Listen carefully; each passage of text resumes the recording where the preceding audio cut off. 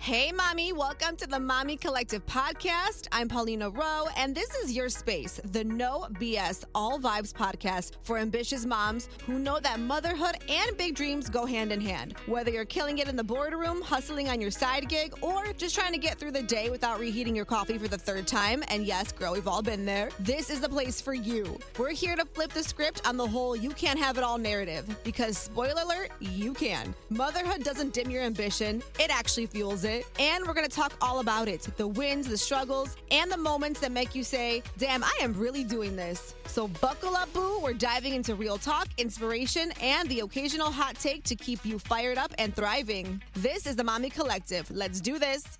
And we're diving into it. Mommy Collective, we're back with another episode. And I am so excited to have my guest on today, Erin Claire Jones. How are you?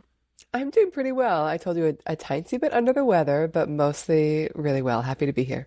I'm so happy you're here, and thank you for that, because you are a mom of two now, I believe. Yep, a 5-month-old and a 2-year and 3-month-old. Oh my God, so how the hell are you doing this? Like, how are you doing this? I don't know. Honestly, I don't know. I was talking to my publisher yesterday. I know we'll talk about it. I have a book coming out. Yeah. My publisher was like, how are you doing this? I was like, nobody knows. We'll figure it out soon. But I mean, it's all honestly really exciting. It just feels like a very full moment. But I also know that it's a moment. My book comes out in May, and I think on the other side of that, things will slow down a little bit. Yeah. Oh, for sure. I mean, it has to. It'll be a busy summer, I'm sure, because your book's coming out, which we're going to dive all into it. But with two little ones, it's going to be busy regardless. I know. It's a wild time. I love it. So it's kind of like 3 babies almost. Oh yeah. For sure. Yeah. And I was just going to say, I sold my book in December of 2023, and then I got pregnant in February of 2024, and I started writing my book in February of 2024, and I sent in my manuscript 2 weeks before I delivered. And then I was sent back from my publisher my copy edits 2 weeks after I delivered. So my 5-month-old has been so a part of this process. So it's just hilarious to I was like, she's just been with me at every stage. I love that. Yeah. I mean, you stayed busy for sure through pregnancy and then obviously post. And yeah, that's crazy. I love it. Well, Erin, I'm so happy that you're here with us today because we have a lot to talk about. Personally, I love your work. So obviously, human design is what we're going to talk about today. You're a guide coach and speaker, and you also are, I don't know, my queen, because you have changed my life when it comes to human design, right? So I've heard of the concept, which I would love for you to kind of dive into as well.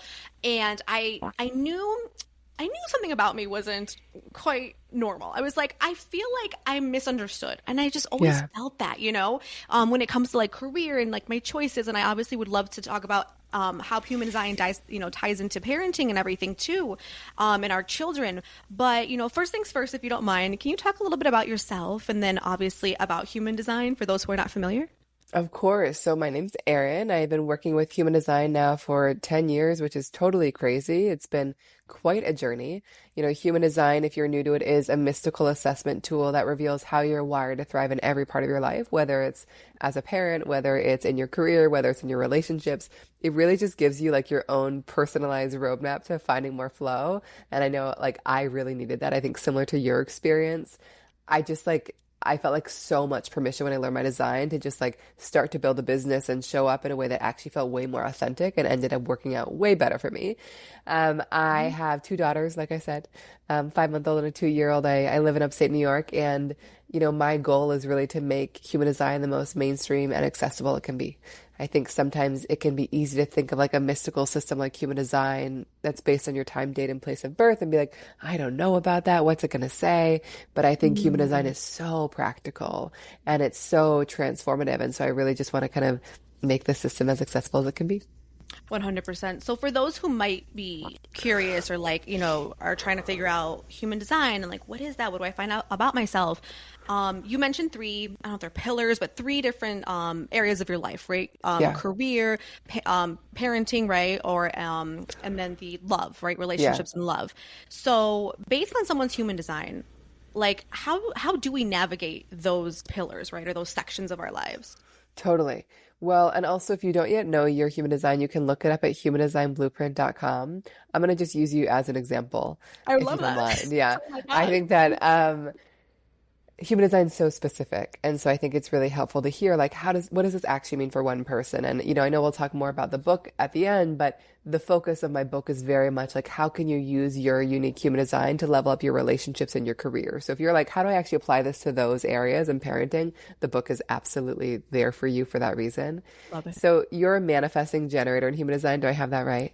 Yes. Yep. Yeah. Mm-hmm. Okay. So let's talk about, and I will just say like every part of your design is going to talk about those three pillars, but let me just kind of stick on the type level just so it can be a little bit more accessible.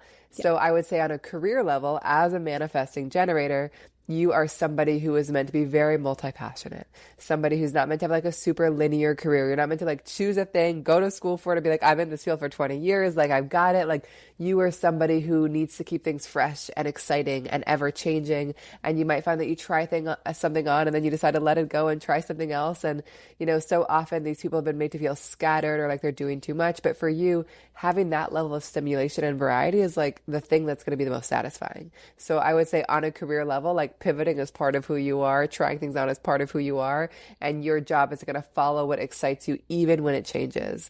And know that your job is not to choose just one thing or fit yourself into a box, but to kind of be all the things that you're inspired to be and know that that's where you're going to thrive. Do you feel like that is true for you?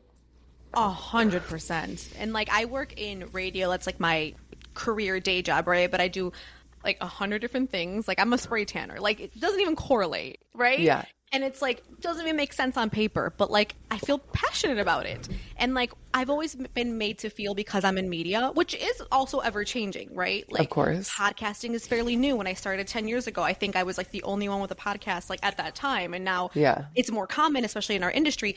But I was always made to feel like you're doing too much. And like, were my coworkers wrong? Yes. But there was a part of them that were like, let's try to like master certain things. And they're not wrong about that when it comes to like me personally. It's like, okay, let's try to like maybe do well in this part of the career, right? This part of my job. And then we'll try new things. But no, I was like, oh, I gotta try everything. I have to. And then I do lose interest a little quickly. Not with like radio or podcasting. That's never lost my interest, but there's like little things that have, Well, I think it's also interesting as a manifesting generator to kind of think about what careers allow that freshness to kind of persist throughout it. Like, as a podcaster, like you're going to have different guests that probably are reflective of your interest at the time. And so like, it also makes sense that it stays interesting in a different kind of way because it's not going to be this rote thing day after day. Like each day will look a little bit different. And that's often so healthy for these people. Yeah. Oh no, 100%. So how I would say it relates to relationships, and again, like I'm just skimming the surface here. There's obviously so much. I would say one thing for you to just be cognizant of in all your relationships as a manifesting generator is that one of your gifts is speed. You are really good at making things happen faster than most people. Mm-hmm. And you might actually feel disappointed with others when they like cannot do as much or cannot do things as fast as you and like just think that like they have low capacity when they're just wired differently. So I think a lot of manifesting generators kind of hit some friction in their relationships when they don't quite understand that not everyone can do as much or do it as fast as them. I have more to share in this piece, but I'm just curious, have you kind of noticed that point of tension in relationships before?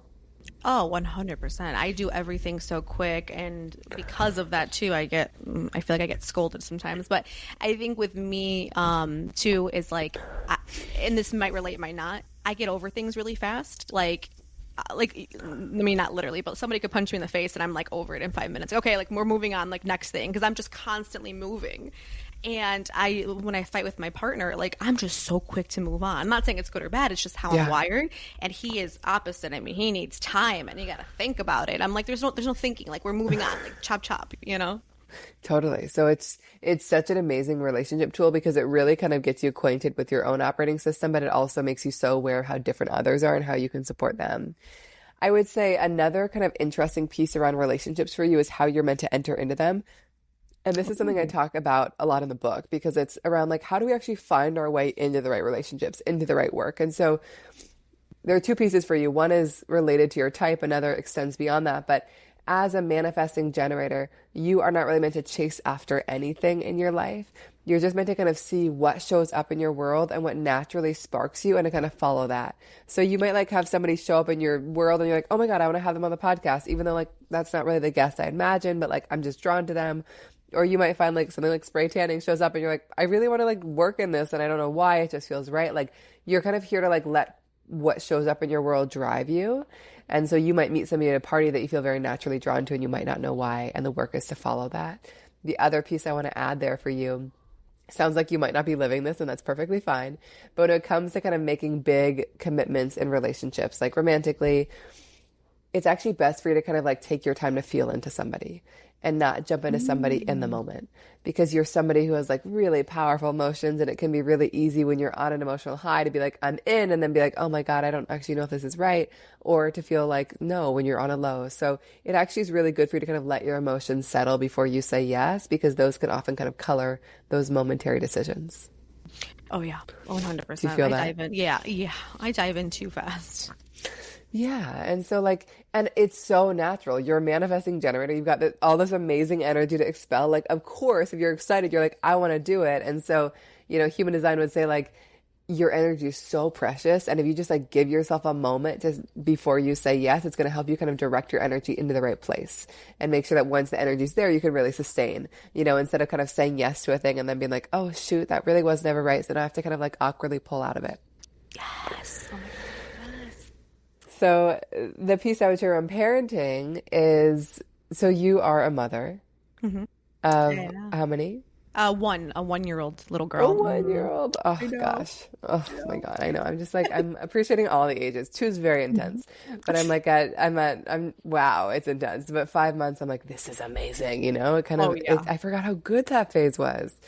So, okay. As a manifesting generator, you have all this kind of powerful energy that we talked about.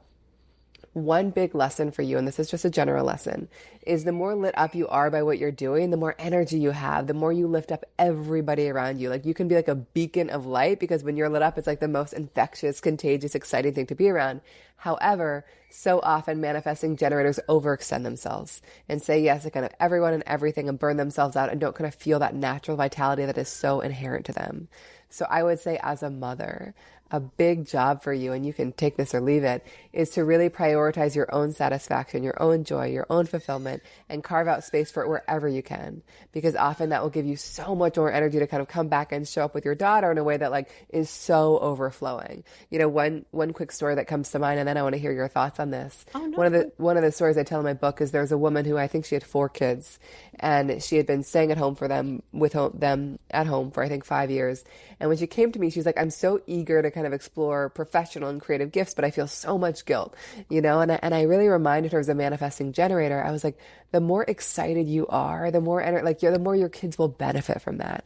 And so she hired some part-time help, and she started to kind of pursue these other things. And she really found that, like, 1, she was so much more energized, but 2, she like saw her kids be like lighter and brighter and happier because her energy was so infectious. So for you, what lights you up the most might just be at home with your daughter, and that's the thing to follow. But I would say really carving out the space for the things that bring you joy is not only going to give you so much more energy, but will have such a ripple positive effect on your child.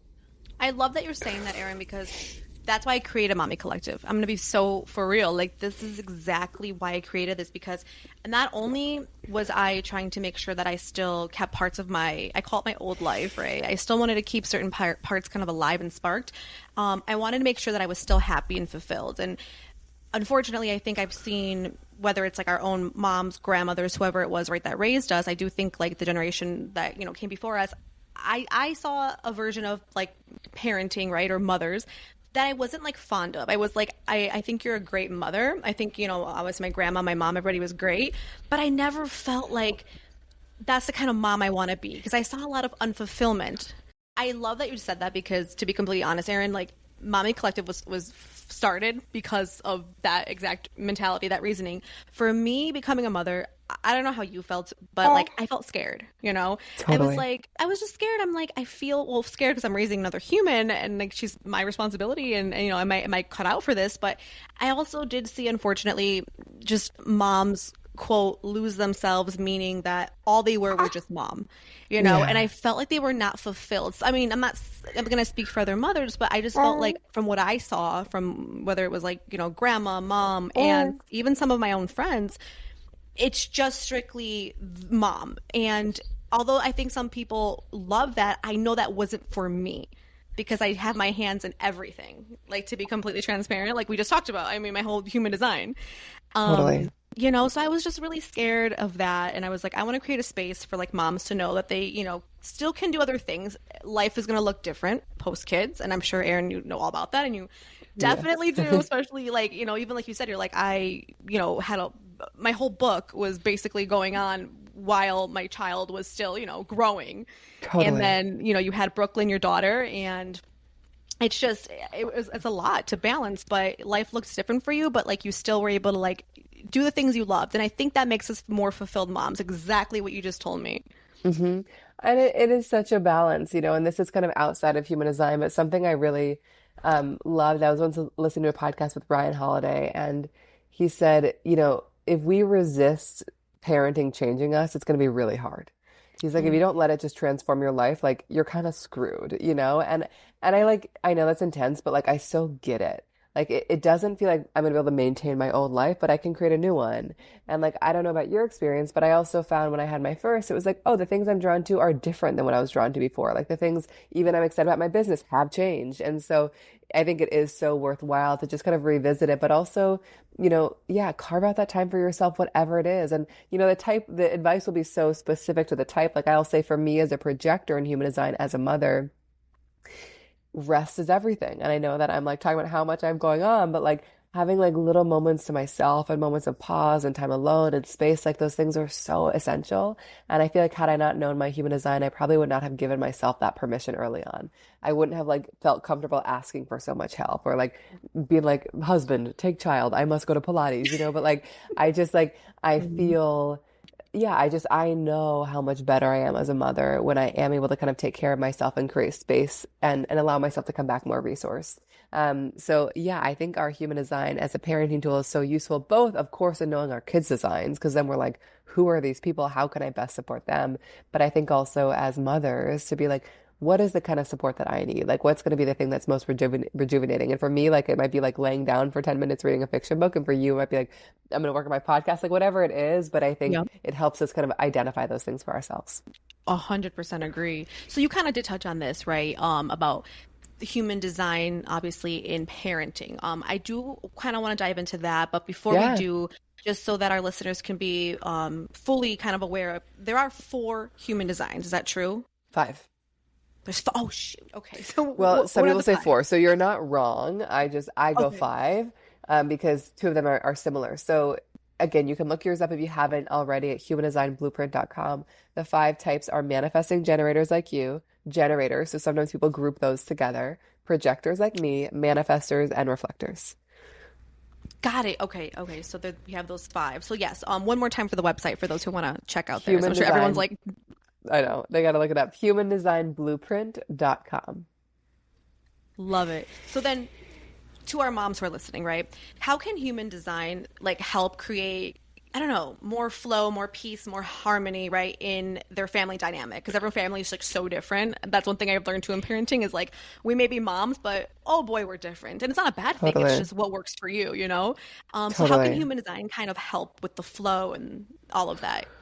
Yeah, so let me kind of talk about a tip or so for each type. And again, one thing I would really encourage is to also look up the designs of your kids because I can't tell. Have you done that yet for your Mm. daughter? Have you looked up her No, but chart? I'm gonna do it Oh my now. God, it's so useful because like it just helps you kind of walk into the parenting experience with no expectation that your kid will be like you. Like, and I feel like, which I think is helpful, you know, like my two daughters, their designs are so different than mine. And so, like, I'm just like so curious to see who they are. I have all these like tools in my pocket to like know how to support them in a way that's unique to them. But I can see how hard it Mhm. might be if I'm like, oh, they might like this because I did. Because like, I'm like, no, they're really different. Like, let's see what they like. So, um, I would say as a manifesting generator, we touched on this with you. I think carving out space for the things that bring you passion and the things that excite you, it's just essential. It's going to make you so much better at what you do, as a mother and also in life. And so never kind of feeling guilty for that.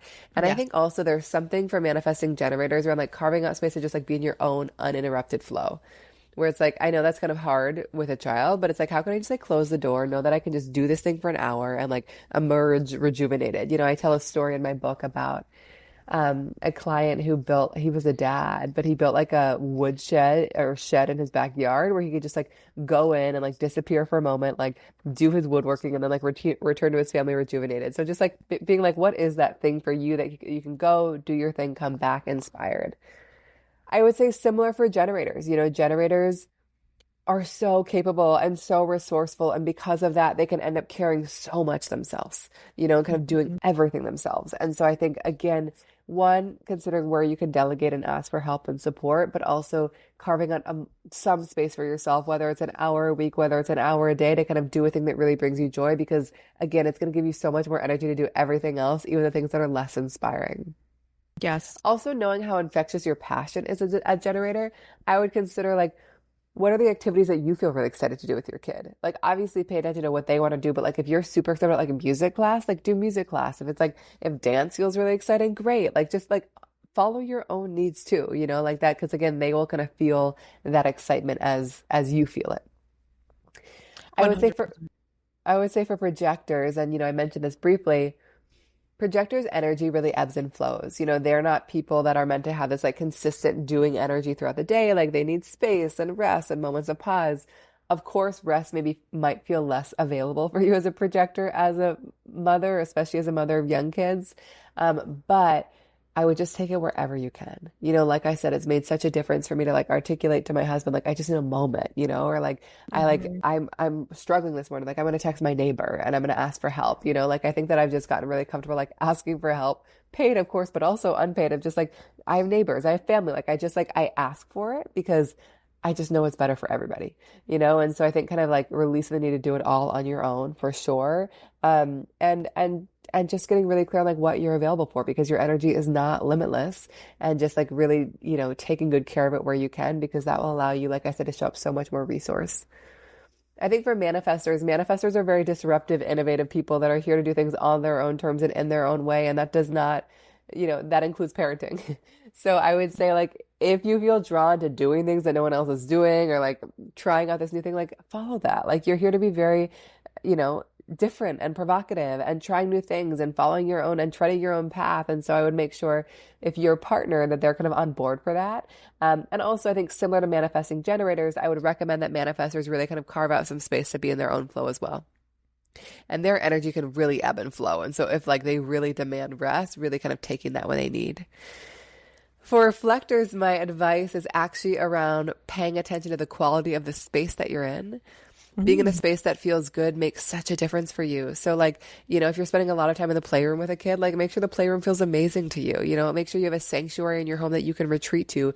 If you're going to go out in the world with your child, like go to places that you love being in. Like being in the right spaces kind of brings out the right experience for you in all the ways. So I would actually just like stay connected to kind of your sensitivity to space and let that inform how you're choosing things, because that will make such a big difference for you. 100% agree with that.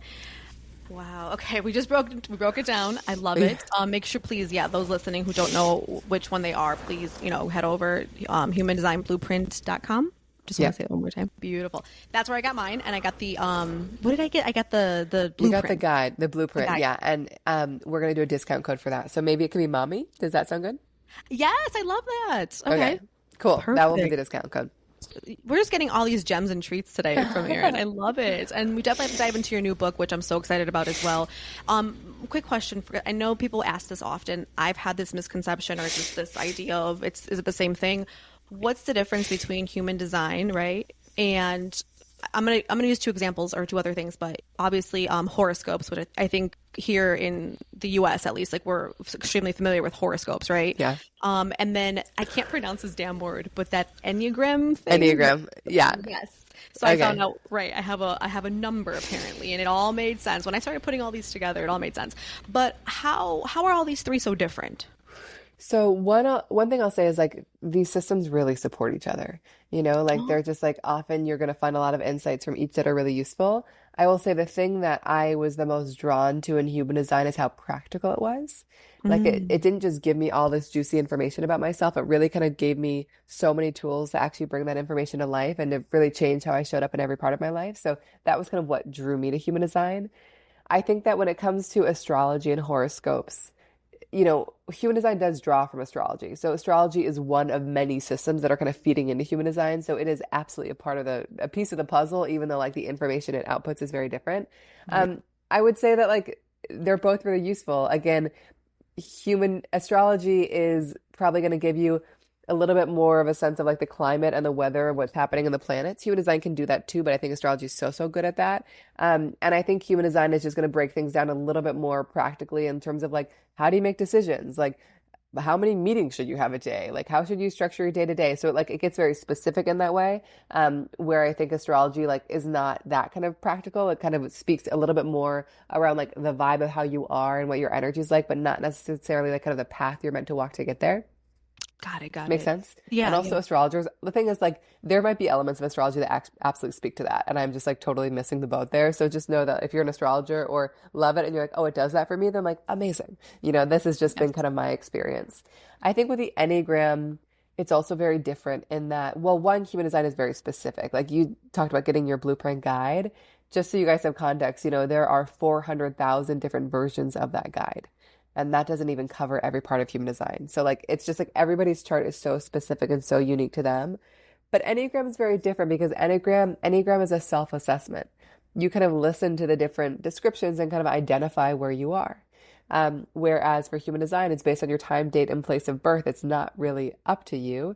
It's really around kind of like, this is who I am. And I find that actually incredibly useful because so often we're not living our designs.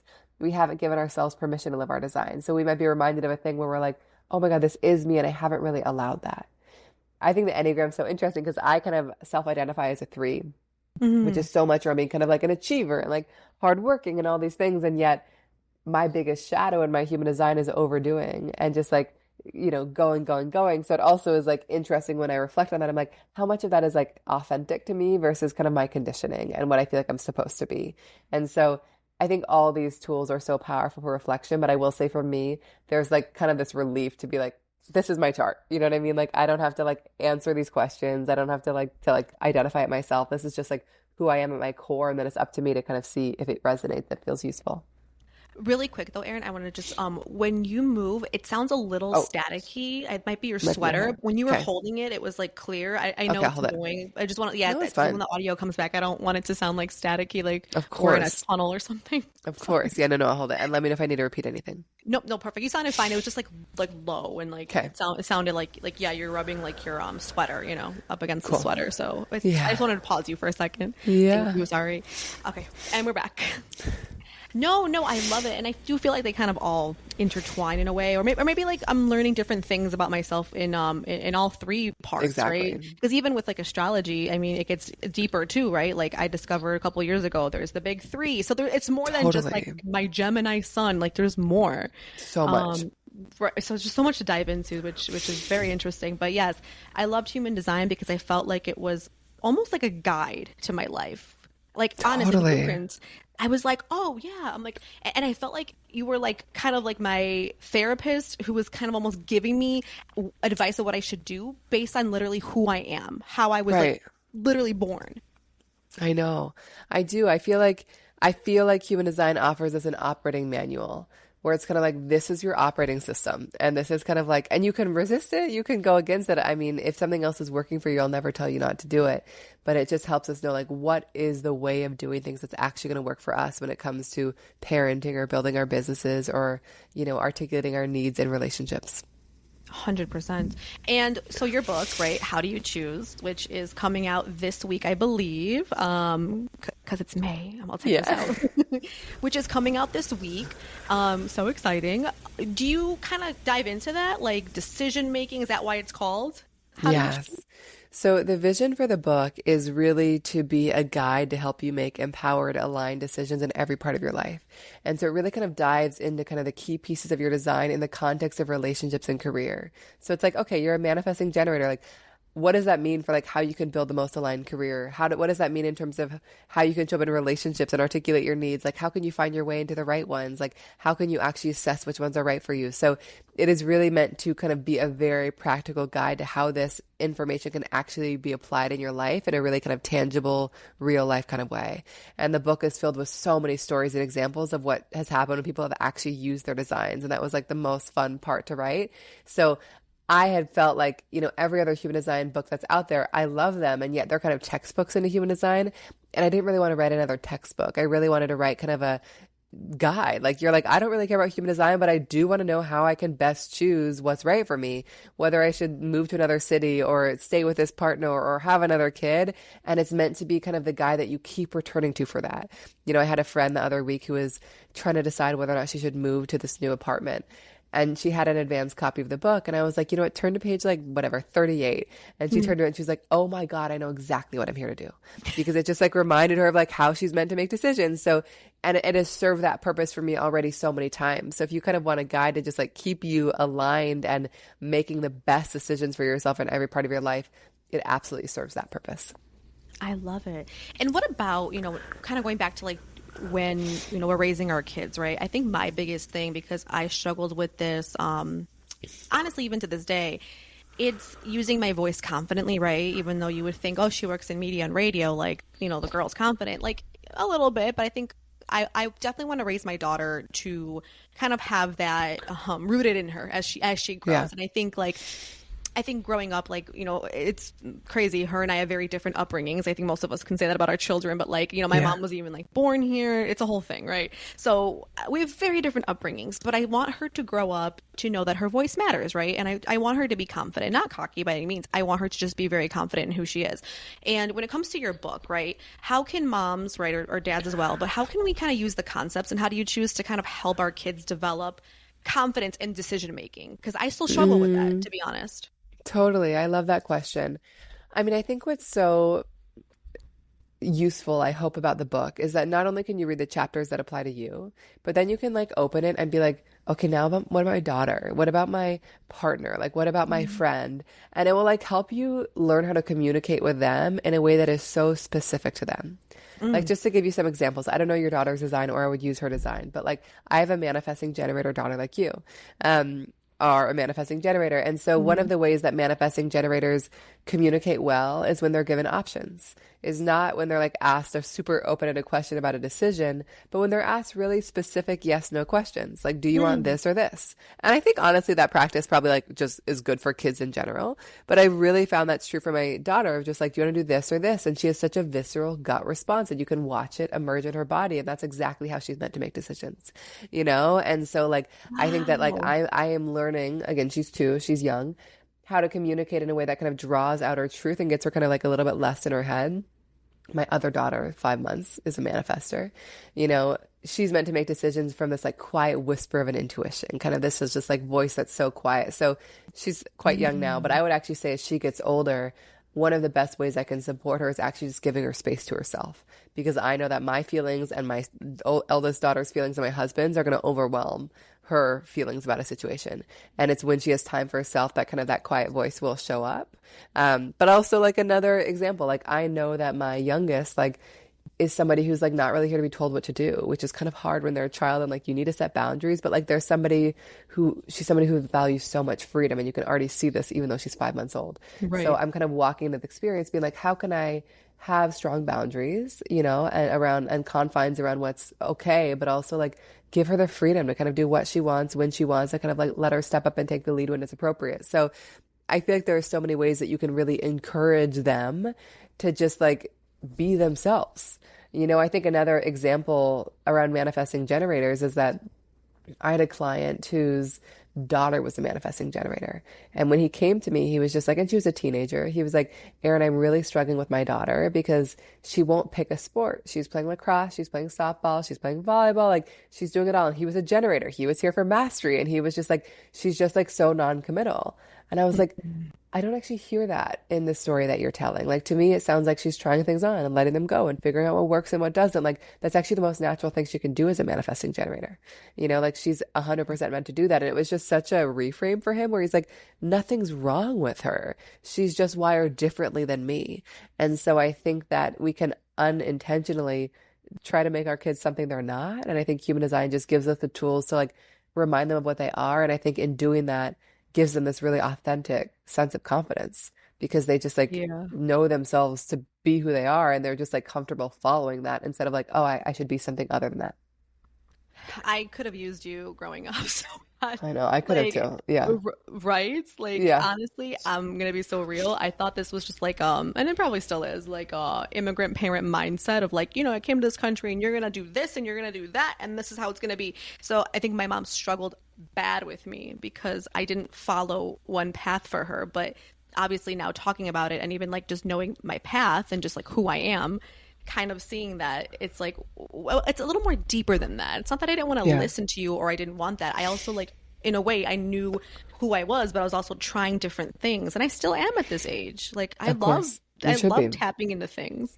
Totally. I know. It just gives us so much permission. I do, I love that the focus is parenting because I think human design is so helpful in every part of our lives. And I think where it's probably most useful is parenting, because the experience that I've seen is that, and again, you'll see this when you look up your daughter's design. Like, I find that kids express themselves so authentically and so fully. Like I said, my daughter's 5 months old, but by 2 months, I was like, she's such a manifestor. Like, it was just like, she was like busting out of her swaddle and rolling over, and was just like, I need to be free. And I was like, who is this? But like, human design gave me such a framework to be like, oh, like, she's doing it so well. This is not, I can't restrict her. Like, I've got to let her be her.